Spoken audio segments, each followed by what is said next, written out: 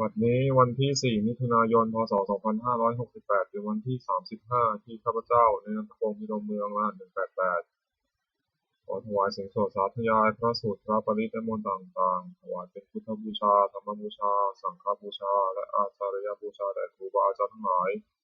ขอจิตของข้าพเจ้าจงตั้งมั่นมีสติระลึกได้มีสมาธิจดจ่อในอักขระมีชัยชนะในบทสวดอย่างต่อเนื่องด้วยเทอญบทที่ 1 บทกราบพระรัตนตรัยอะระหังสัมมาสัมพุทโธภควาพุทธังภควันตังอภิวาเทมิสวากขาโตภควตาธัมโมธัมมังนัมมัสสามิสุปฏิปันโนภควโตสาวกสังโฆสังฆังนะมามิบทที่ 2 บทบูชาพระไพรีพินาศอะระหังสัมมาสัมพุทโธสุจิรังปรินิพพุตโตคุเมหิทระมาโนทานิปารมิหิจทิสติยาวชีวังอหังพุทธังธัมมังสังฆังรัตนังสังฆังสารนังคโตปูเชมิรัตนตยังธัมมังจารามิโสทินาบทที่ 3 บทสวดชุมนุมเทวดาสมันตาจักกาวาเรสุอัตราคชันตุเทวตาสัพพมังมุนิราชสาสุนันตุสักขาโมฆะทังสัพเพกาเมจารุเปคิริสิกาลตาเตชันตาลิเขมิมานีทิเปรเทจักขาเมดารุวนาคหานีเกหาวัตถุหิเกเตอุมาจายันตุเทวาชาลถาลวิสเมยัคขาคันทพนาคาติคันตาสันติเชยังมุนิวาราวาจานังสาทวเมสุนันตุธรรมสวนากาโลยมทันตาธรรมสวนากาโลยมทันตาธรรมสวนากาโลยมทันตาบทที่ 4 บทสวดบุพพภาคานามการนะโมตัสสะภะคะวะโตอะระหะโตสัมมาสัมพุทธัสสะนะโมตัสสะภะคะวะโตอะระหะโตสัมมาสัมพุทธัสสะนะโมตัสสะภะคะวะโตอะระหะโตสัมมาสัมพุทธัสสะบทที่ 5 บทสวดไตรสรณคมนปาฐะพุทธังสรณังคัจฉามิธัมมังสรณังคัจฉามิสังฆังสรณังคัจฉามิทุติยมปิพุทธังสรณังคัจฉามิทุติยมปิธัมมังสรณังคัจฉามิทุติยมปิสังฆังสรณังคัจฉามิตติยมปิพุทธังสรณังคัจฉามิตติยมปิธัมมังสรณังคัจฉามิตติยมปิสังฆังสรณังคัจฉามิบทที่ 6 บทสวดสัจจะกิริยาคาถานาทิเมสรณังอัญญังพุทโธเมสรณังวรังเอเตนะสัจจวเชนะโสทิเมหตุสัพพทานาทิเมสรณังอัญญังธัมโมเมสรณังวรังเอเตนะสัจจวเชนะโสทิเมหตุสัพพทานาทิเมสรณังอัญญังสังโฆเมสรณังวรังเอเตนะสัจจวเชนะโสทิเมหตุสัพพทาบทที่ 7 บทสวดติรัตนะปนามคาถาพุทธังนะเมรัตนะรัตนะภูตะสรีระจิตตังธัมมังนะเมรัตนะภูตะวิสุทธิสารังสังฆังนะเมรัตนะภูตะสุสีระทิฏฐิเอตังนะเมติรัตนังรัตนัตยาวหังสัมมาสัมโมสาริตะวัตถุวิเศษภูตังอัญโยยานยุตตะคุณะโยคะวะสัพพะวะสัพพะวัฏฐะวัตตังอสุมิตะยัมหิติตเทวะยถาธิทันเทเอกาวินาตทิตะเรสัมมสัมภเวนะโลเกกทาจิจะจิเรนจะปาตุภูตังคัมภีรยานวิสยังอติทุตตสัทถังวินโยหิปันทิตะชะเนหิวิชัญญะรูปังโลกัมหิเกหิจิกัตถันจุปานีปะลัพพนียังเกสัญจิสุทธุวิธิตังคุณะกายตายะนามิหิเยวะชนตายะสุวิสุตัมปิสมุปัสสตังมนสิสุทธะปัสสาทฐานังปุญญาบุญญาธิกานะมัสสมุตตมะปุณณภูมังทุกขามมุจจนะมุขะสรณังคตานังปูชาระเหสุปาระมังอภิปูชนายังนิพพานาสัจฉิกิริยายุปะนิสายถังสัมมาหิเลสัมมาละโสธนะสิทธิยาจะสาธุหิอัตถะกุสเลมุปะเสวนียังปาเนหิจาปิสรณังคัมมณียะเมวะตัสมาหิตังหิรัตนังสรณังคตัมหะรัตตินทิวังขณเนสุนมัสสมานาภูเชมาจาปิสัสสตังสุปะสันนติตาตัฏฐานุปาริจาริยาสัทธารตาจาปุญเยนะตัฏฐาสุขะเตนะสุขีภเวมุเตเชนะตัสสะจะสัทธาปิสุวัตติโหตุโยเจทะธัมมวินะยัมหิธัมมานะภูโตโลกุตราภิสัมโยนิยโตสุโคชัง สัสโสปะนิสยะจยายะอายัมปิโหตุวัตถุตเยปริจิโตสุปสาทกาโร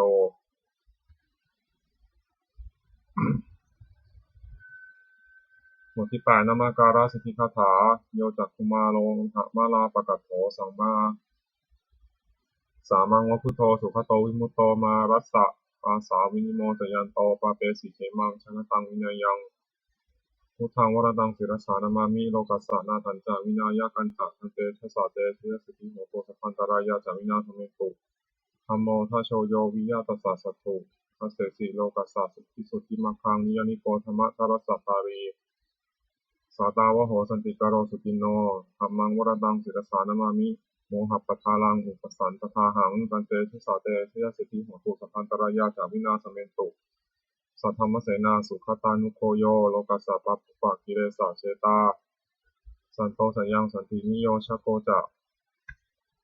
สวากขาตธรรมังวิธิตังกโรติสังฆังวรันตังศิรสานามามิพุทธานุมุทังสัมมสีรทิทิงกันเตชะสาเตชะสิทธิโหโตสัพพันตรายะจามินาสเมตุบทที่9บทสวดนะโมการอัฏฐกคาถานะโมอะระหะโตสัมมาสัมพุทธัสสะมหิสิโนนะโมอุตตมะธัมมัสสะสวากขาตเสวะเตนิทะนะโมมหาสังฆสาปิวิสุทธาสีรทิติโนนะโมโอมาตายารัตถสารัตนตยสัสสะทุกังนะโมโอมากาติตัสสะตัสสะวัตถุตยสัพพินะโมการะปะภะเวนะวิปัสสตุอุปัฏฐวานะโมการานุภาเวนะสุวัตถิโหตุสัพพทานะโมการัสสะเตชะนะวิคิมหิโอมิเตชะวาบทที่10บทสวดมหาสมัยสูตรเอวเมสุตังเอกังสัมมยังภควาสัพเพสุวิหารปิกัปปิลวัตถุสมิงมหาวเนมหาตาภิกขุสังฆนะสัตถิมัจจามเตหิภิกขุสเตหิสัพเพหิวะอรหันเตหิทัสสหิจาโลกัสสตุหิเทวตายุปุญญะสันนิปติตาโหติภควันตังทัสสนายะภิกขุสังฆัญจาตถาโคจตุนังสุทธาวาสกายิกานังเทวานังเอตัสโคเสยังโกภควาสัพเพสุวิหารปิกัปปิลวัตถุสมิงมหาวเนมหาตาภิกขุสังฆนะสัตถิมัจจามเตหิภิกขุสเตหิสัพเพหิวะอรหันเตหิทัสสหิจาโลกัสสตุหิเทวตายุปุญญะสันนิปติตาโหติภควันตังทัสสนายะภิกขุสังฆัญจายานุนัมมยังปีเยนะภควาเตนะปัสสังฆามายมังปัสสังฆามิตวะภควโตสันติเตปะเจคาถาปัสสยมาติอัตโกตาเทวตาสยถาปีนามาภวาปุริโสสัมมันทิตังวาพหังภาษายะภาษาลิตังวาพหังสมิชยะเอวะเมวะสุทธาวาเสสุ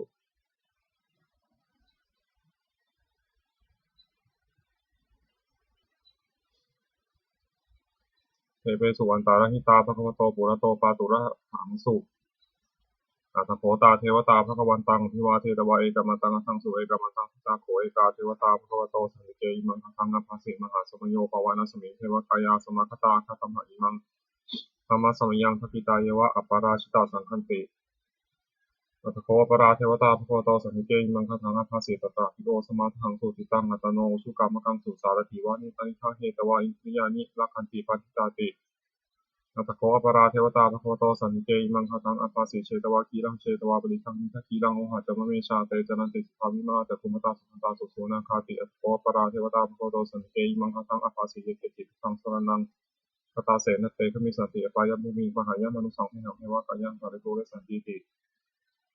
อัตโคภควาภิกขุมันเตสีเยโคเยนะภิกขเวทัสสะสุโลกาธาตุสุเทวตาสันนิปติตาโหติตถาคตังสนายะภิกขุสังฆัจจเยปิเตภิกขเวอเหสมุติตามัทนาอรหันโตสัมมาสัมพุทธาเตสัพพิภควันตานาอิตาปรมาเยวะเทวตาสันนิปติตาเหสงเสยทาภิไมหังอิตาระหิเยปิเตภิกขเวพุสันตินาคตามัทนาอรหันโตสัมมาสัมพุทธาเตสัพพิภควันตานาอิตาปรมาเยวะเทวตาสันนิปติตาภวิสันติเสยทาภิไมหังอิตาระหิอาจิกิสามิภิกขเวเทวกายนังนามานิกิตายิสามิภิกขเวเทวกายนังนามานิเทติสามิภิกขเวเทวกายนังนามานิตังสุนัขสารุกังมนาสิโกรธาปัสสิสามิติเอวมุเตติโกเตติภูภควโตปัตตสุงภควาเอตัทโวตาสิโลกามนุกัสสามิยถาภุมาปัสสิตายสิตาคิริขพลังเวทิตตาสมหิตาปุตุสีหาวาสานีนาโลมหังสัตจัมพุโนโอทาธรรมนัสสาสุทาวิปัสสนามนามิดาปิญโยปฏิเตยตวาวันเนกปิลาวัตเวตโตมัตยิสัทธาสาวกเกสัสเนรเตเทวกายาติกตาเตวิชานะภัตโตเตจะอัตปะมะกรุงสุตวาพุทธศาสสนังเตสัมปตุระหุยานะอมนุสานะทัสนังเปเกสตาวัฏังโกสังมัสสะสตริงสตาเอเกสังสานังอมนุสานะมัสสะมะเปเกนะตมัสสะทิสาสัพพะพุตาหุงกัจจสัพพังพิญญาวะวะกิตวานะจักขุมาตโตมัตยิสัทธาสาวกเกสัสเนรเตเทวกายาติกตาเตวิชานะภัตโตโยหังกิตยิสามิคิระหิอนุปุโส สัตตาสหัสสาวายขาภูมากัปปิลวัฏวายติมันโตชุติมันโตวันนวันโตยสัสสิโนโมทัมนาภิกรรมภูนังสมิติวนังจัสสหัสสาหิมวัตตายขานันตวันนิโยติมันโตชุติมันโตวันนวันโตยสัสสิโนโมทัมนาภิกรรมภูนังสมิติวนังสัตตากิราติสหัสสายขานันตวันนิโยติมันโตชุติมันโตวันนวันโตยสัสสิโนโมทัมนาภิกรรมภูนังสมิติวนังอิเจเตโสรัสสหัสสายขานันตวันนิโยติมันโตชุติมันโตวันนวันโตยสัสสิโนโมทัมนาภิกรรมภูนังสมิติวนังเวสามิตาปัจจสตายขานันตวันนิโยติมันโตชุติมันโตวันนวันโตยสัสสิโนโมทัมนาภิกรรมภูนังสมิติวนังภูมิโรราชาขณิโกเวปุรสานิเวสนังพิญโยนังสัตตะสังยขานังปยิรูปัสสิภูมิโรราชาขณิโกโสปะคาสมิติวนังปุเรมันจัติสังราชาทัตตารัตโถภาษาสติอันธพนาธิปติมหาราชายสัสสิโสปตติตาสามะโวยธรรมนามหาพลายทิมันโตชุติมันโตวันนวันโตยสัสสิโนมธรรมนาธิกังภูนังสมิติวนังทักขินันตติสังราชาวิรุณโหตปัสสาสติปุมพัฒนาธิปติมหาราชายสัสสิโสปตติตาสามะโวยธรรมนามหาพลายทิมันโตชุติมันโตวันนวันโตยสัสสิโนมธรรมนาธิกังภูนังสมิติวนังปัจฉิมันจัติสังราชาวิรูปโกภาษาสตินาคานังอธิปติมหาราชายสัสสิโสปตติตาสามะโวยธรรมนามหาพลายทิมันโตชุติมันโตวันนวันโตยสัสสิโนมธรรมนาธิกังภูนังสมิติวนังอุตารันจัติสังราชากุเวโรตปัสสะสติยาคานังอธิปติมหาราชายสัสสิโสปุตติตาสาภาโวหิธรรมนามหาพลายทิมันโตสุติมันโตวันนามโตยสัสสิโนมธรรมนาภิกรรมภูนังสมิติวนังปุริมาทิสังขตารัตโถทักขิเนนะวิรุณหโกปัจฉิมินะวิรูปโกกุเวโรอุตรังทิสังทิตาโรเตมหาราชาสมัจจาจตุโรทิสาทัตถามนาอังคัมสุวันเอกาปิลาวัตเวเตสัมมายวิโนทัสสะภูนจันติกาสถามายาตุเตทุเวเตนุวิภูจาวิภูโตสหจันทโนกามาเสโสจันทินิคันตุนิคันตุจาปนาโทปามันโยจาเทวสุโตสุวัตริตาเสโนจักขันทโพนโรราชาชโนสโพนาคูมันจะสิโกเทวทิมพโรสุริยวัชสายเตจเนจาราชโนคันตพาสหราชุพิโมธรรมนาอธิกามุหิปูนังสมิติงวนังอาคูอัฏฐาคูนัมภาษานาคาเวสาราสหัตตชกะกัมภะรัสสตราคูปยคาสหายาติยมุนาคตารัฐาจาคูนคายสสิโนเอราวันโนมหานาโกสปะคังสมิติงวนังเยนาคาราเชสหัสสาหารันติทิภาทิจาปกิวิสุทธิจักโขวิหายสัตเตวนามัชฌปตาจิตราสุปนาอิจิเตสานามังอภยันตทานาคาราชานามาสิสุปนโตเขมะมะคาสิโตสันติวะจาหิวปาวะหยันตานาคาสุปันนาสารณะมะกังสุพุทธังหิตาวชิระหัเถนะสมุทังอสุราสิตาปะตารวะสาวะเสเตอิทิมันโตยสัสสิโนกาลกันจามหาวิสมาอสุราธนามิคัสสาวิปัจจิติสุจิติจะปหาราโทนมุทีสหัสตันจัพพลิกุตตานังสัพเพโรจนามกาสันนิตวาพลิเสนังราหุธามุปาคมุสมโยธานิสมโยธานิพัทันเตติโกนังสมิติงวนังอาโปจะเทวาปฐวิจาเตชวโยตถาคมุงวารุณาวารุณาเทวาสมโมตยสัสสะสหเมตตากรุณากายิกาคุเทวายสัสสิโนทัสเสเตทัสสะทากายาสัพเพนะนะตวันนิโนทิมันโตชิติมันโตวันนะวันโตยสัสสิโนมุขมนาจิกามุขปูนังสมิติงวนังเวนทูจะเทวาสาลีจะอัสมาจุทุเอยมาดังสุมุนิสาเทวาจันทมคุบุรคิตาสุริยสุมุนิสาเทวาสุริยมคุบุรคิตานักขัตานิปุรคิตวาคุมันทวะละหกาวสุนาวาสวเสโตสัพพะคาบุรินทโสทัสเสเตทัสสะทากายาสัพเพนะนะตวันนิโนทิมันโตชิมันโตวันนะวันโตยะสัสสิโนโมทัมนาภิกขุปูนังสมิติงวนังคาถาภูสหภูเทวาชาลมัคคีสิกาลิวะอริตกาเจโรชาจาอุมาปุพานิพาสิโนวารุณาสหธรรมาจาอติตาจานิชกาสุรายะอุจิราภวะภวสาวนิสิโนทัสเสเตทัสสะทากายาสัพเพนะนะตวันนิโนทิมันโตชิมันโตวันนะวันโตยะสัสสิโนโมทัมนาภิกขุปูนังสมิติงวนังสมานามหาสมานามานุสามานุสุตมาคิภาวุตุสิกาอังคุวะคุมโนปตุสิกาถาภูหารายโยเทวายจารุหิตวาสิโนปาระคามหาปาระคาอังคุเทวายสัสสิโนทัสเสเตทัสสะทากายาสัพเพนะตวันนิโนทิมันโตชิมันโตวันนะวันโตยะสัสสิโนโมทัมนาภิกขุปูนังสมิติงวนังสุกาการุมหารุณาคุธนาสาสหาอุทาตกัญญหาปามุขาคุเทวาวิจักขณะสหมตาหารักชามิสกาจายสัสสิโนธนยังอาคาชินโนวิสาทิวสติทัสเสเตทัสสะทากายาสัพเพนะนะตวันนิโนทิมันโตชิมันโตวันนะวันโตยะสัสสิโนโมทัมนาภิกขุปูนังสมิติงวนังเขมิยาตุสิตายามากัทกาจายสัสสิโนสัมพิตกาลามะเสธาโชตินามาจาอาสวานิมานาราติโนอาคูตาคูปรานิมิตาทัสเสเตทัสสะทากายาสัพเพนะนะตวันนิโนทิมันโตชิมันโตวันนะวันโตยะสัสสิโนโมทัมนาภิกขุปูนังสมิติงวนังสัทเทเตเทวานิกายาสัพเพนะนะตวันนิโนนามันวะอินะคันธิเยจเนสัตถิสาสหะภวุฒาชาติมกีรังคตินามาสวังเถมุขตรังนะทังจันทวะสิตาติกังสุธรรมาปรามโตจาปุตตาอิมโตสหสนังกุมารโรติโสตัสโสปะคาสมิติวนังสหัสสะพระมาโลกานังมหาพระมาพิติปติวัปปโนชิติมันโตปิสมัคคายานิสิโสทัสเตตาอิสราปุปปัจเจกาวะสวัตติโนเตสัญจามัสโตอาคาหาริโตปริวาริโตเตจัสสะเพติเนเตสินเทเวสัพพะมะเขมาราเสนาธิกามิปัสสะคานะสามัญญังอิทาคานะหะพัทธะตาลาเกนะมัทธานุทุโว สมันตาปริวาเรธามาวมุนจิตาโกจินังอิติปตะมหาเสนกันหาเสนาเปสยิปานินาตระมหาจักสลังกัตวานัมหิระวังยะถาบวุสโกเมโกธนยันโตสวิชิโกตถาโสปทาวติสังคิโตสยาวเสจันตสัพพังพิญญายะวะวัคคิตวานะจักขุมาตโตมัตติสัทธาสาวะเกสสเนระเตมาราเสนาภิกันตาเตวิชานะทันโตเยจาอัตปามะกรุสุตวาพุทธศาสนาวิตาราเกหิปักกามุงเนสังโฆมังปิชยงสัพเพวิชิตาสังฆามาหิอติตายะสัสสิโนมะคติสหภูเตหิสาวกาเตชะเนสตาติบทที่11บทสวดมังคลสุตตังอเสวนาจัตตารานังปัญญิตานันจัตเสวนาปูชาจัตปูชนียานังเอตัมมังคลมุตตมังปฏิรูปะเทสะวาโสจาปุปุเพจากตตะปุญญตาอัตตสัมมาปะนิพิจะเอตัมมังคลมุตตมังอาหุสัจจันจัสิปัญจวินโยจะสุขิกิโตสุภาสิตาจายาวาจาเอตัมมังคลมุตตมังนาตาปิตุปัฏฐานังพุทธทารสสะสังฆโหอนาภูราจากัมมันตาเอตัมมังคลมุตตมังทานันจะธรรมจริยาจะยาตากานันจะสังฆโหอนาวัชชานิกัมมานิเอตัมมังคลมุตตมังอารติวิรติปปามัชฌาปานาตสัญญโมอัปปามาโทจะธรรมเมสุเอตัมมังคลมุตตมังคาราวนิวะคาราวจานิวาโตจะสันตุถีจะกตัญญูตากาเลนะธรรมสวนาเอตัมมังคลมุตตมังขันติจะโสวาจะสตาสมะนานันจะทัสนังกาเลนะธรรมสังกัจฉาเอตัมมังคลมุตตมังสัพโพจะธรรมจริยันจะอริยสัจจานะทัสนังนิพพานะสัจฉิกิริยาจะเอตัมมังคลมุตตมังพุทธัสสะโกโลกะธรรมเมหิจิตตังยัสสานะกัมปติอโศกังวิระชังเถมังเอตัมมังคลมุตตมังเอตาทิสานิกตวานะสัพพัทธะมะปะราชิตาสัพพทาโสติทัสสันติอันเตสังมังคลมุตตามันติ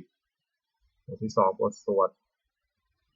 รัตนาปริตยังกิตติวิตังอิทาวาหุรังวาสัพเพสวายังรัตนังปณิตังนโนสมังอภิปตาคเตนะอิทัปปิเทรัตนังปณิตังเอเตนะสัจเจนะสุวัติโหตุ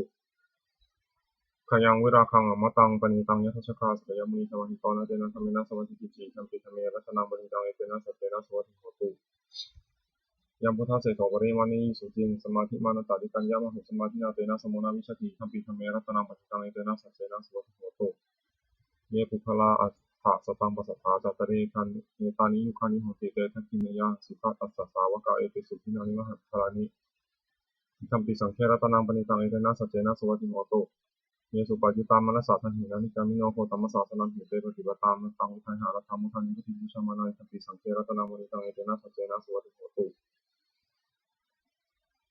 ขีนังปุรานังนวังนัตถิสัมภวังวิรตาจิตายะติเกภวสินิเตขีนัทิชาวิรุณิจันทานิมิเตกีรายขายมัทิโตธัมปิสังฆรัตนังปณิตังเอเตนะสัจเจนะสุวัติโหตุบทที่13บทสวดธรรมบทสหัสวะอัตตาหังเวชิตังสยโยยาจายังอิตาราปชาอัตตะทันตัสสะโพสัสสะนิจังสัญญะถาจาริโนเมวะเทโวนะคันทโพนะมาโรสหพมุนาชิตังอปาชิตังกายิราตถารูปสัสสันตุโนบทที่14บทสวดเกตุตสูตรภาสิตามิทังเตนะภควตาชานตาปัสสตาอรหัตตาสัมมาสัมพุทธินะเอถาตุมเหมาอนุสสะเวนะมาปารามะปารายะมาอิติกิรายะมาอติกะสัมปทานินะมาตกะเหตุมานายะคะหินะมาอาการะปริวิตักเกนะมาทิฏฐินิชชานักขันติยามาภัพพะรูปะตายะมาสัมมโนโนคารุยถาตุเมเหอัตตานาวะชานยถาอิเมธัมมากุศลาอิเมธัมมาสาวชาอิเมธัมมาวิญญูคารหิตาอิเมธัมมาสมัตตาสมาธินาอหิตายะทุกขายะสังวัตันติอัตถตุเมเหปัชะหายะถายถาตุเมเหอัตตานาวะชานยถาอิเมธัมมากุศลาอิเมธัมมานวชาอิเมธัมมาวิญญูปัสสัทธาอิเมธัมมาสมัตตาสมาธินาหิตายะสุขายะสังวัตันติอัตถตุเมเหอุปสัมปัชชะวิหารายถาติบทที่15บทสวดอุปเนยสูตรอุปนิยติชีวิตามะปะมายุงชรูปานิตัสสานะสันติตานาเอตัมพยามรณีเปกามโนปุญญานิกายิราถะสุขาวหานิอุปนิยติชีวิตามะปะมายังชรูปานิตัสสานะสันติตานาเอตัมพยามรณีเปกามโนโลกามิสังปัชชะเหสันติเปโขโยธากายเยนะสัญญโมวาจายะอุทาเจตัสสะตังตัสสะเจตัสสะสุขายะโหติยังชีวามโนปการโรติปุญญังธัมโมหะเวรัคติธรรมจาริธัมโมสุจินโนสุขะ มาวหาติเตสานิสังโสธรรมเมสุติเนนะทุกขติงคัจฉติธรรมจารีสัพเพสังขาราอนิจจติยถาปัญญยปัสสติอัฏฐานิพิทติทุเกสัมโฆสุติยาสัพเพสังขาราทุกขาติยถาปัญญยปัสสติอัฏฐานิพิทติทุเกสัมโฆสุติยาสัพเพธรรมาอนัตติยถาปัญญยปัสสติอัฏฐานิพิทติทุเกสัมโฆสุติยาบทที่16บทสวดอปันนกชาดกอปันนกัฏฐานะเมเกทุติยังอาหุตักขิกาเอตัสสัญญายะเมทวีตังคันไหยะอปันนกังพระหุงเวสารนังยันติปัพพาตานิวนานิจะอารามะรุกขาเจตยานิมนุสสาทยะปัจฉิตาเนตังโขสรนังเถมังเนตังสารนังมุตตมังเนตังสารนังมาธรรมะสัพพะทุกขาปมุจจติโยจะพุทธันจะธรรมันจะสังฆันจะสารนังคโตจัตตาริอริยสัจจานิสัมปัญญายะปัสสติทุกขังทุกขสมุปปาทังทุกขสัจจะอติกมังอริยันจะอัตถังคิกังทุกขุปัสสามะคามินังเอตังโขสรนังเถมังเอตังสารนังมุตตมังเอตังสารนังมาคัมมะสัพพะทุกขาปมุจจติบทที่17บทสวดพระเทกรตคาถาปฏิตังนาวะคะมายานปฏิกังเขนะคตังบุคคลไม่ควรคำนึงถึงสิ่งที่ล่วงแล้วไม่ควรมุ่งหวังสิ่งที่ไม่มาถึงยะถาตีตัมปะหินันตังอปัตตัญจานะคตังสิ่งใดล่วงไปแล้วสิ่งนั้นก็เป็นนั้นละไปแล้วและสิ่งที่ไม่มาถึงก็เป็นยังไม่ถึงปัจจุบันนันตโยธรรมังตถาตถาวิปัสสติสังหิรังสังคุปังตังวิชามนุปรุหเยข้าผู้บุญไทยเห็นแจ้งธรรมปัจจุบันไม่งอนแง่ไม่คลอนแคลนในธรรมนั้นได้บุคคลนั้นที่เจริญถึงนั้นเนืองให้ปรุโปงเถิดอาเชวะกิจจามาตับปังโกชัญญามรณังสุเวพิมุขพิเสในวันนี้ละเราจะรู้ความตายในวันพรุ่งนาหิโนสังขารันเตนะมหาเสนนะมัจจุนาเพราะว่าความผัดเปลี่ยนของมัจจุราชที่มีเสนาใหญ่นั้นย่อมไม่มีแก่เราทั้งหลายเอวังมิหาริมาตาปิงอโหรตะมตันติตังทังเวเทกรัตโตติสันโตติเตมุนิติพระมุนีผู้สงบย่อมได้บุคคลที่มีปกติอย่างมีความเพียรมีจิตฐานทั้งกลางวันและกลางคืนนั่นแหละว่าพรุ่งนี้เราจะเจริญในประการทั้งนี้แลบทที่18บทสวดพิณหปัจจเวคคณปาฐาแปล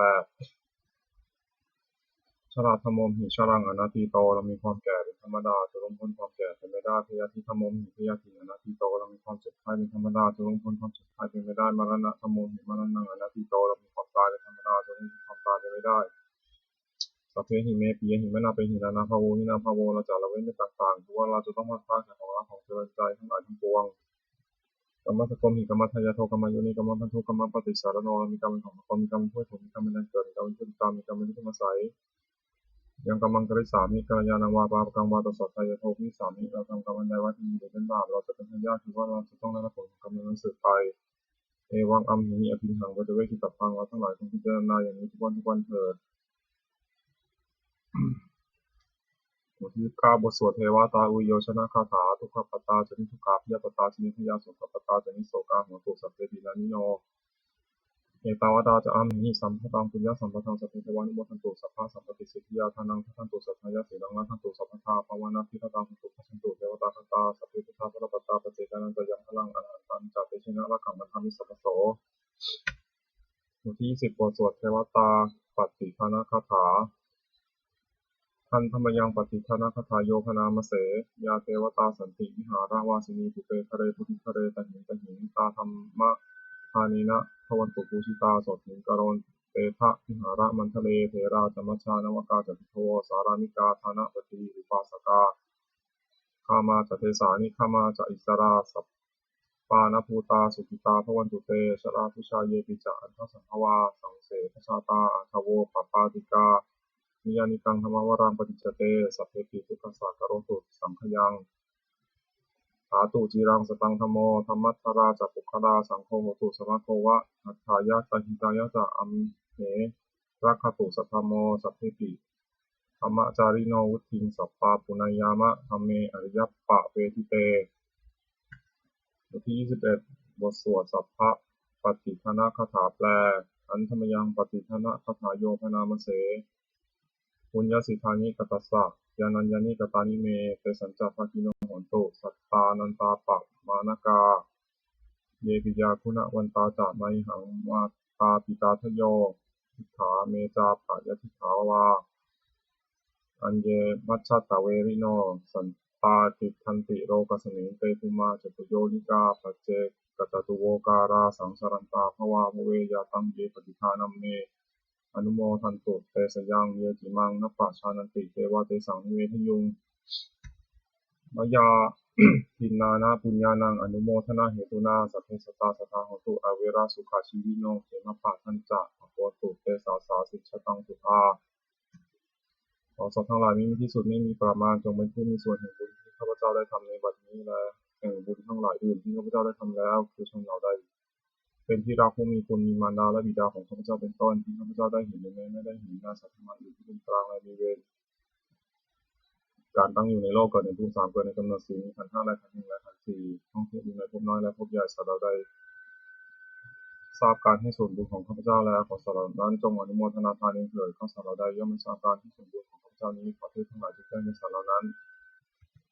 เพราะเหตุคืออนุโมทนาบุญทั้งหลายที่ข้าพเจ้าให้แล้วขอสัตว์ทั้งปวงจงอย่ามีเวรอยู่ประสบเสมอเถิดและจงถึงทางอันเกษมเถิดขอความหวังอันดีของสัตว์เหล่านั้นจงสำเร็จเถิด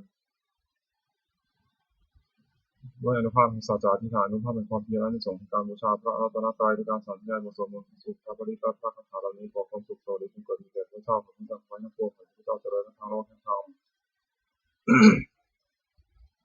ขอคือเทพเทวดาทั้งหลายโปรดอนุโมทนาการสวดสาธยายมนต์และธรรมะเหล่านี้เมื่ออนุโมทนาและโปรดอนุโมทนาพรแก่ข้าพเจ้าและผู้ทุกคนทั้งสี่เคยอยู่ที่นั่นโดยมูลนิธิสมเด็จพระญาณสังวรวัดบวรนิเวศวิหารตลอดจนวัตถุมงคลทั้งหลายที่สร้างขึ้นครั้งที่ผ่านมาและที่จะจัดสร้างในอนาคตขอจงเปลี่ยนด้วยอนุภาพพระบริตรและคำมงคลในพระคาถาต่างๆขอจงสำเร็จสักสิทุกประการเทินสาธุ